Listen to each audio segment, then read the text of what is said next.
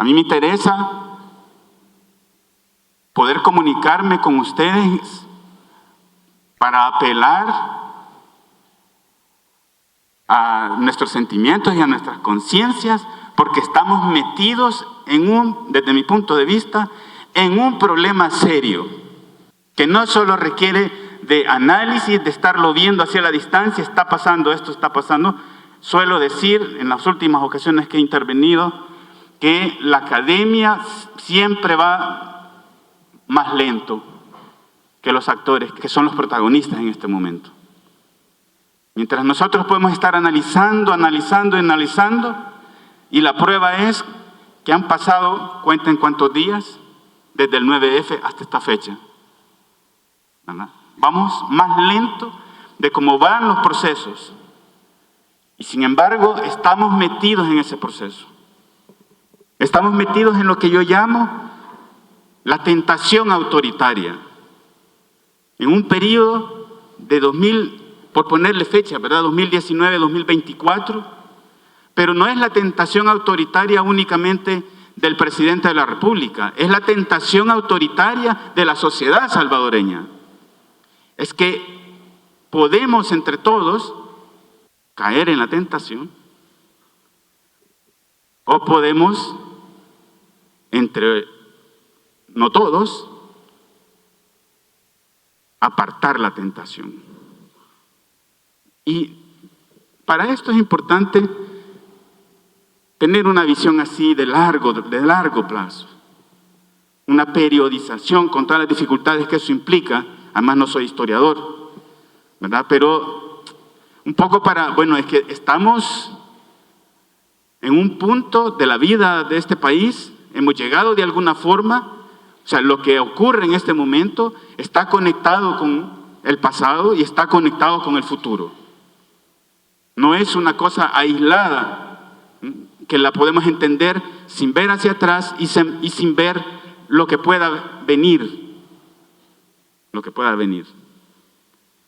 Y ahí lo que tengo yo es unas etapas políticas, unos periodos.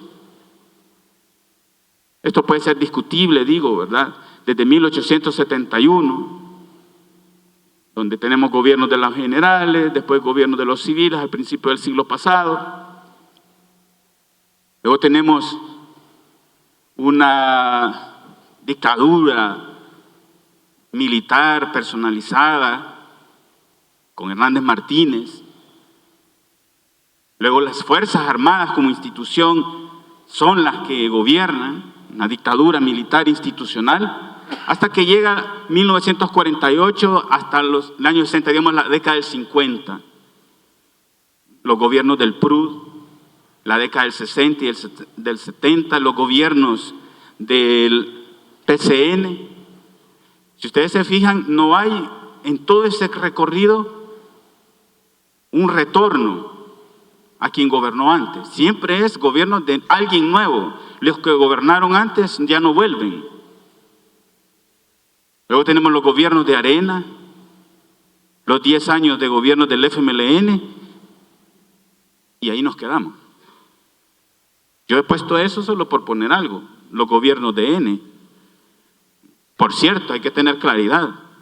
Nuevas Ideas no es NI, es la N y la misma N que está en Nuevo Cuscatlán, que no sé si quiere decir Nuevas Ideas, Nuevo Cuscatlán o Nayib.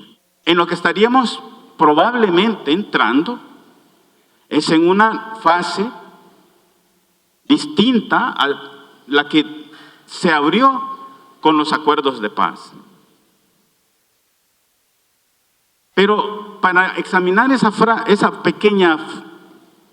fase que estaríamos comenzando, sí vale la pena hacer una comparación de 50 años. Así un poco para ver cómo han cambiado las cosas. En 1970, la primera organización político-militar, las Fuerzas Populares de Liberación, en abril. Es el surgimiento de un nuevo agente político que rompe con las formas tradicionales de hacer política, digámoslo así, rompe con lo mismo de siempre, de antes de 1970. ¿Y quiénes eran los mismos de siempre desde 1970? Pues los gobernantes, ciertamente, los militares, pero también rompe con las formas tradicionales de hacer política desde la izquierda, digamos, desde el sindicalismo y desde las elecciones, e inauguran una forma nueva de hacer política, que es la forma que combina estrategias político-militares. Eso es importante, ¿verdad? Porque entonces todo el periodo que sigue va a estar, digamos, bajo esa manera de entender las cosas. Por eso puse ahí también esa comparación, ¿verdad? Con las nuevas formas, ¿verdad? Para que las puedan contrastar, las herramientas que utilizan, ¿verdad? Los agentes que surgen en ambas décadas. Es una gráfica en donde en la horizontal está el tiempo, ¿verdad? Desde 1970 hasta 2019, las elecciones del año pasado. Y lo que yo he tratado de representar ahí es un proceso de acumulación de fuerzas de transformación política que tienen un punto culminante en 2009, cuando el FMLN gana las elecciones. Y a partir de ahí hay un proceso de disminución, de crecimiento, de agotamiento de todo ese esfuerzo transformador que no dio para transformar aquello que había que transformar, que era la estructura económica entendida como la propiedad y el uso de los medios de producción y de las fuentes de riqueza, que no hay que perderlo en el análisis, porque no es un problema puramente político, ni es un problema puramente personal. De 1992, los acuerdos de paz famosos, lo que hacen es establecer un régimen político que para los más optimistas esto es una democracia. Y claro, cuando a la gente le preguntan, en el UDOP les preguntan que si están de acuerdo con la democracia, claro, como la idea de democracia es esto que hay, pues la mayoría de gente dice no.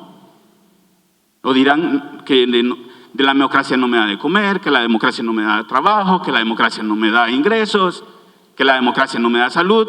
Entonces prefiero un gobierno autoritario. Y a lo mejor un gobierno autoritario sí me da esas cosas. Porque el referente de democracia es esto que tenemos. Pero yo he cuestionado que a esto le llamemos democracia, no porque deje de comer o no deje de comer, porque eso de salud, educación, vivienda, trabajo, etcétera, esos son problemas de política pública, no de régimen político. Se puede comer, se puede tener salud, se puede tener educación en un régimen autoritario. China, Cuba, la Unión Soviética. Es un problema de política pública. No es un problema de democracia. La democracia es un régimen que lo que hace son dos cosas fundamentalmente. Establece reglas de cómo se llega al poder, cómo elegimos presidente, cómo elegimos diputados. Fíjense que digo no elegimos representantes, elegimos gobernantes.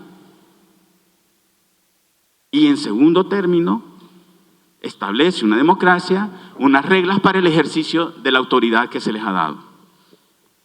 Y eso se establece, digamos, quedan establecidos mecanismos de control de esos que han recibido autoridad. Pues lo que tenemos desde 1992 hasta la fecha es elecciones, elegimos más o menos democráticamente a los que gobiernan. Fíjense que sacamos como sociedad a los mismos de siempre por la vía electoral.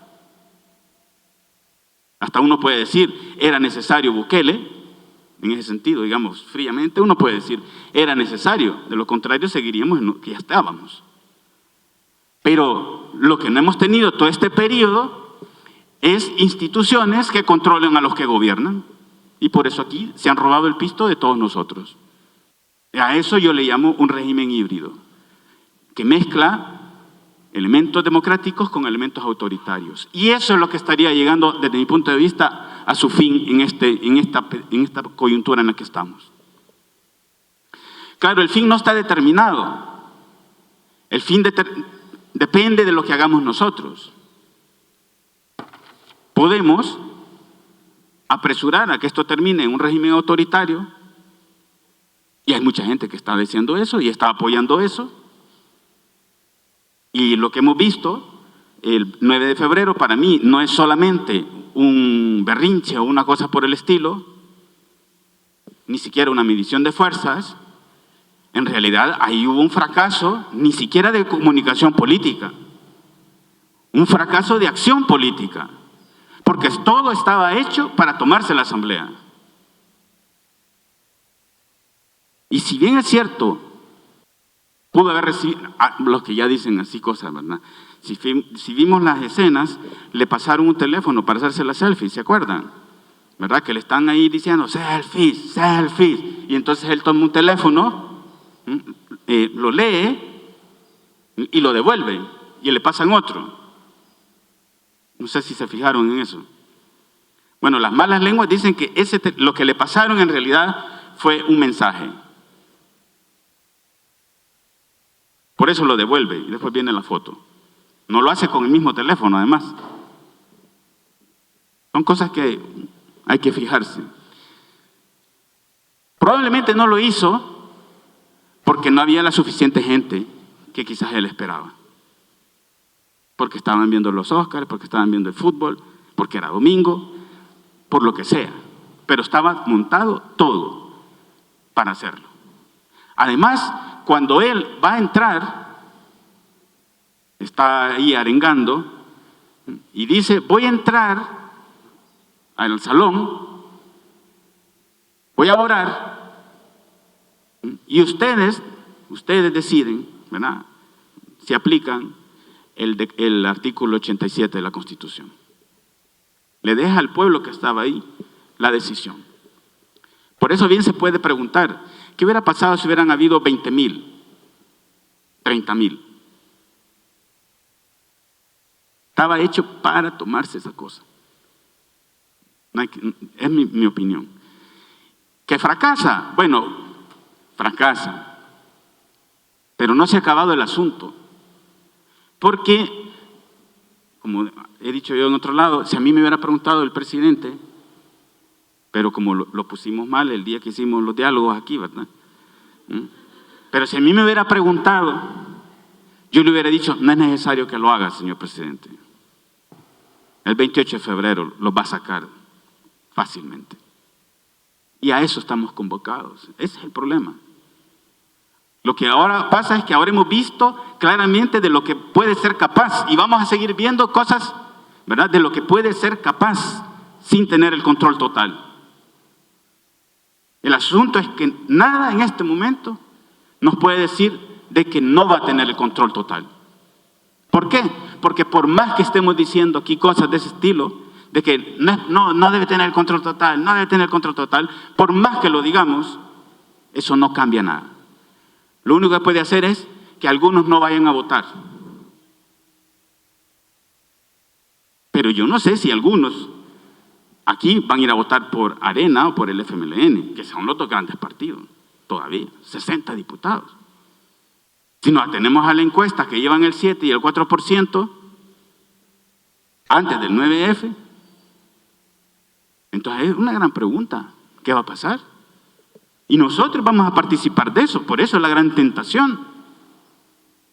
Porque todos estamos puestos en ese momento de que lo que hagamos va a ser el resultado.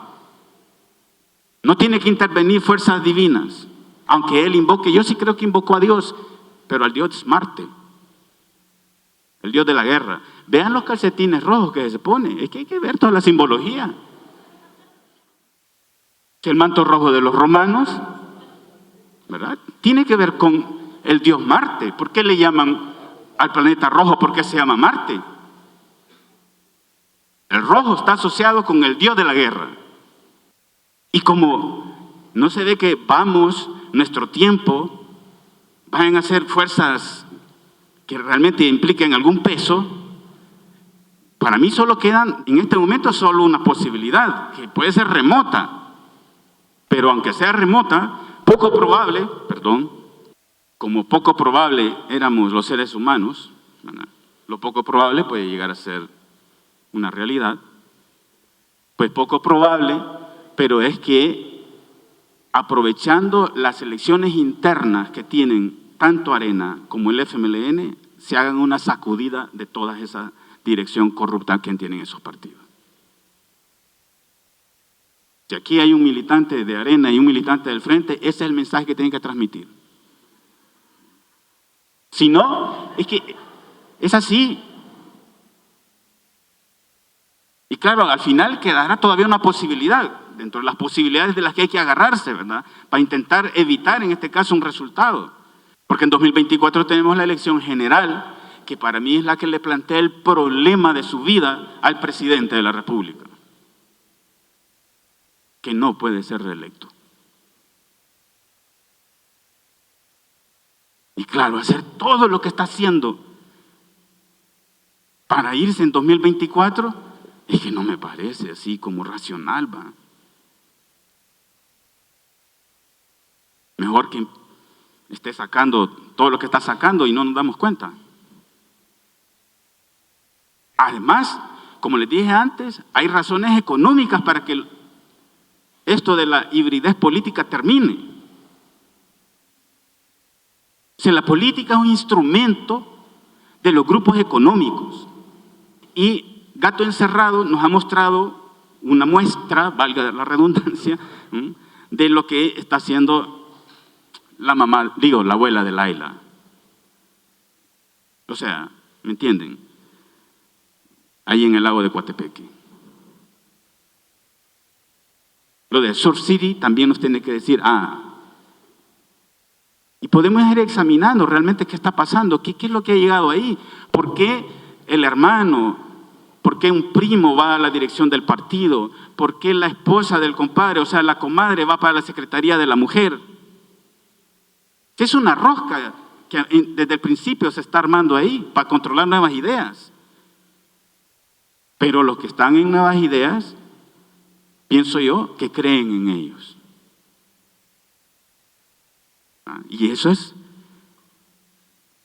Bukele puede haber perdido hacia afuera, pero sigue siendo victorioso hacia adentro. Y como les decía, a mí me parece que tiene un problema que podría explicar, es una hipótesis, ¿verdad? No me hagan caso, no se plantea hipótesis. Podría explicar la intentona del 9F. Y es que por la vía de los procesos de reforma constitucional, él no puede lograr la reforma que le dé permanencia más allá de 2024. Porque tendría que ser esta asamblea la que acuerda la reforma constitucional para permitir la reelección. Y miren que la Sala Constitucional 2009-2018 puso peor el asunto, porque ahora resulta que la reelección puede ser cada 10 años, o sea, después de 10 años. Entonces tiene un problema, porque si esta no lo hace, y obviamente no lo va a hacer, la siguiente lo puede hacer, pero tendría que ratificarlo la de 2024. Entonces, para mí, la única manera de permanecer ahí es haciendo lo que iba a hacer, rompiendo el orden constitucional. Y eso no se ha acabado.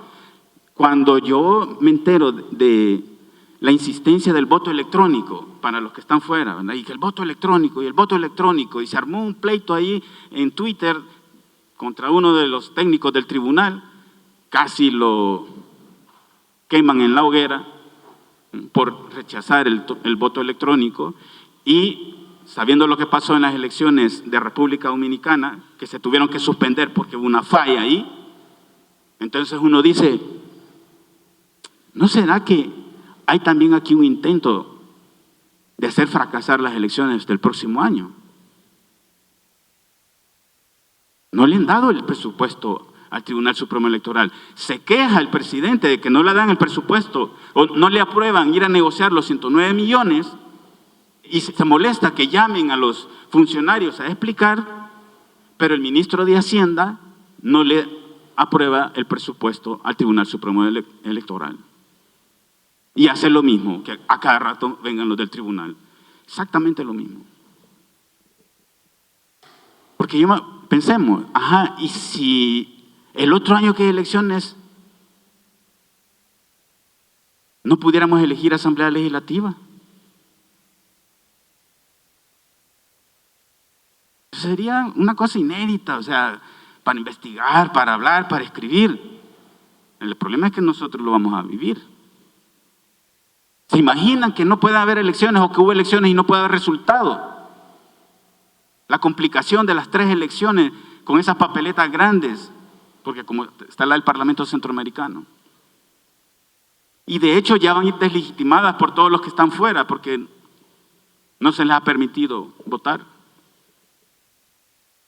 Digo, no estoy planteando nada más que hipótesis así para pasar el rato, ¿verdad? Pero que nos sirvan un poco. Porque nosotros vamos a decidir eso. Nosotros. Para mí ese es el mensaje, ¿verdad? Somos nosotros los que estamos puestos en tentación. Y cuando, pues los que celebran misa, no sé, en las otras inscripciones, ¿verdad? Pero por lo menos en el mundo católico, cada vez que rezan el yo pecador, ¿verdad? No, el yo pecador, no, como es el Padre Nuestro. Y no nos dejes caer en la tentación, acuérdense lo que les estoy diciendo ahora. Esto estaba para 2018, 2 grupos de edad, los de 18 a 25 años, la línea gruesa o continua, y los de 56 años y más, los de la línea de rayitas, discontinua. Utilizando esa escala que es trivial, pero es la que se utiliza internacionalmente para medir, para hacer un perfil ideológico, ¿verdad?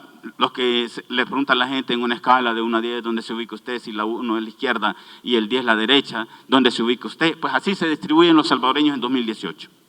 Lo interesante es esa brecha que hay, porque nos muestra 2 mundos que hay en El Salvador, ya presentes, y que entienden entonces todas estas cosas de manera diferente. Y en eso tiene ventaja Bukele. Los que apelan a la guerra civil y todas esas cosas, ¿verdad? Probablemente tengan, lo voy a poner así, ¿verdad? Para que se salven muchos, lo voy a poner a partir de los 60 años. Que son los que hace 50 años tenían 10 años. Hoy tienen 60 años o más. Y los que tienen menos de 40, a esos son a los que la guerra, como el que les suena así, y todo aquello de izquierda, derecha, y esas cosas parecen ya no decirles nada. El mismo presidente es uno de esos. Y por eso probablemente lo de no celebrar los acuerdos de paz, pero es que además como lo vincula con, es un acuerdo entre los mismos de siempre, entonces no lo vamos a celebrar, ¿verdad? Y toda la gente sí tiene razón. Así que ahí hay 2 modos de entender la política en el país, y los más jóvenes con una forma, la que sea, porque está vinculada también con la tecnología. Probablemente los mayores, cuando piensan en la organización, piensan en esa organización estable que tiene sedes territoriales y que se viven por la organización. Bueno, claro, eran las organizaciones de antes. Pero los que viven en las redes sociales no necesitan esa organización. A tal grado que lo mostró el presidente. 1.400.000 votantes sin tener una organización territorial.